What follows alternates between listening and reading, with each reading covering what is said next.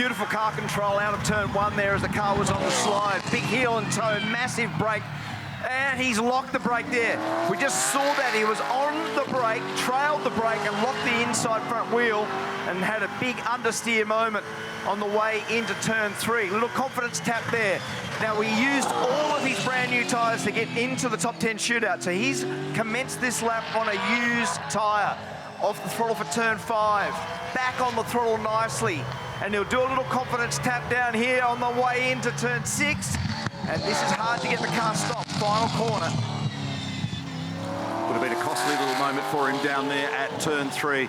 So flat shifting second to third, back onto the front straight. It all happens in a hurry. Did an 8.5 to get in, and he's just done a 9.6.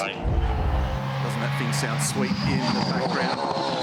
His mum, Helen, looking in the background, and he's sat it up very high and wide through turn 6, but it's a double apex right-hander there. He didn't quite connect with the apex in the final part of the corner. The mid-sector speed is about 3/10 up on David, and that's by virtue of what happened down there at turn 3 for Reynolds. And so Cam Hill does 1 minute 9.3, and he's got 0.25 of a margin over David Reynolds at the end of it. Repco curb cam shows you just how wild the cars are over the top of the curbs down there and up into the final corner. Looking from the drone and see how there's the second apex that you kiss on the exit of the corner, and then he's just slightly off the mid-sector number that was achieved by Cam Hill, but it is still good enough to get to the top by 2/100ths of a second, in fact less. It's 0.012. And he's the first of the runners, Neil, that's actually got brand new tyres. So he's been able to save tyres, the green soft tyre, to commence the lap. That's going to be vitally important here, and we're about to understand how important when he gets to the first timing reference as he makes his way into the braking area down this back straight. Briefly pulls 6th gear, and there it is. How deep can he get in here? Now he crosses the timing line, and it's a 22.95. It's actually, or 9.75. It's actually just a whisker slower than James Golding. But do these tyres switch on and get stronger as the lap progresses? That'll be interesting. Remember, he's had a Boost Mobile pole already this year in Western Australia. He's one of 9 that I mentioned at the commencement of the session. Turn 4, it was accurate there.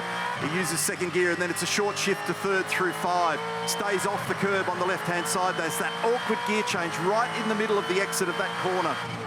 And the mid-sector, as you'd expect, those tyres beginning to start to work nicely. It took him a little while to coax it into the right-hander at 6. Again, an awkward gear shift, 2nd to 3rd coming out of the final corner. Is this going to be better than a 9.3? And it is. He gets into the 8s, and the lap was building as he went. Ludo on the right, Richard on the left. And he's gone position number 1 with a ½ second up his sleeve. Just a little bit of understeer at turn 4, wasn't it? Didn't quite make the apex nice enough on the way into there, but he come off 5 nicely. And he's a couple of tenths down on his teammate, and he had to paddle the throttle a couple of times at turn 4 and 5, and it got away from him in the final corner, so that will be awkward. So he had to turn into that slide. It sat up very high and wide. Where does it drop in? Position number 4 on a 1 minute 9.3. A little bit too deep also for the last corner. We've seen a lot of these mistakes at turn 6. And the last corner has proved problematic for everybody. And that number now with a 9.23 puts him into P2, but he will be angry with the amount of grip that that car had there at turn 6. It slid on the exit of turn 5. Now he's done a 29.8, and he's all but repeated the time that Woody did. This last corner is going to be so critical to this lap. They're looking at the micro sectors at WAU. This is going to be very close. Wood's currently on top from Kostecki, and now Brown gets in the middle and splits that party. Crazy tight margin. Wood prevails for the moment. 0.017 Wood over Brown. Starts his lap mark and gets it underway. He's our reigning Dunlop Super 2 champion. His mum Ali's watching at home. This is going to be a big lap, and whatever happens here, just getting into the top 10 is a big deal. Absolutely, could not agree more. Beautiful job through turn 1. Now he's on the used tyres. We saw in the previous segment of qualifying that he had to use all his tyres to get into the 10. So he commences the lap there on the used tyre did a nice job through turn 1 and turn 2. He's slightly down in sector 1, as you would expect on that tyre. Nice apex there at turn 3. Craig Lowndes watching on, and what a bloke to have in your corner down there. We've seen him over the years. He's had 12 wins at this place. He's dominated QR. It's so unusual to see Craig smiling like that. Yeah, I'd never seen it. Turn 4, left-hander, battling a little lack of grip through there. You can see the wheel work involved in managing the exercise, shifting it up to third out the other side. He's done a 29.9 in the mid-sector. He's just a tenth away from the time that Wood did in the mid-sector. Considering the tyres, not a bad performance. He hugs that line through the right-hander out the other side of turn 6. Let's see what this produces to complete his first ever Boost Mobile Top 10 shootout, and he's stuck it up onto position number 3, provisionally row 2 on the grid, and that is an epic performance for Zach Bates, and what a way for him to open his professional supercar career. Well, and he's the winner of the used tyre runners in the Top 10 shootout. He's the fastest of anyone that's got a used tyre. Here's the fellow that this weekend has been dancing beautifully to the tune. He's got this place sorted. Now, he copped a penalty yesterday of 5 seconds for a jump start, and that put him back into second place.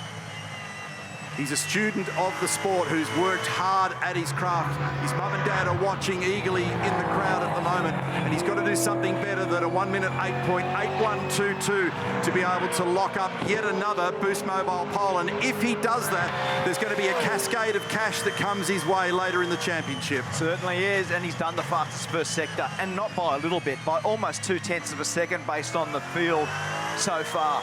Unbelievable.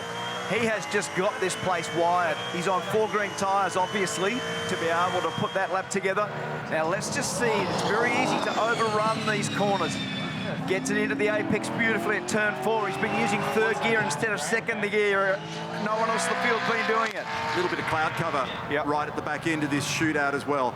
Brian Wood watching top right of screen. Paul Feeney now watching what's going on down there into the final corner, and this lap has been textbook so far. He's got magenta against his name in the 1st and 2nd sectors. He's got to do something nicer than an 8.8, and well and truly does it with a 1 minute 8.34. 4/10 of a second to blow the field away for another Boost Mobile pole position, and he just continues to add the numbers. That makes 13 of them in 2025. And he's about 2.5, almost 3/10 away in sector 2. So the Feeney lap looks more and more remarkable the longer that we run. Watching at the Red Bull garage, watching at the Cup Cadet Team 18 garage, and Anton drops it into position number 4. So the pole confirmed for Brock Feeney.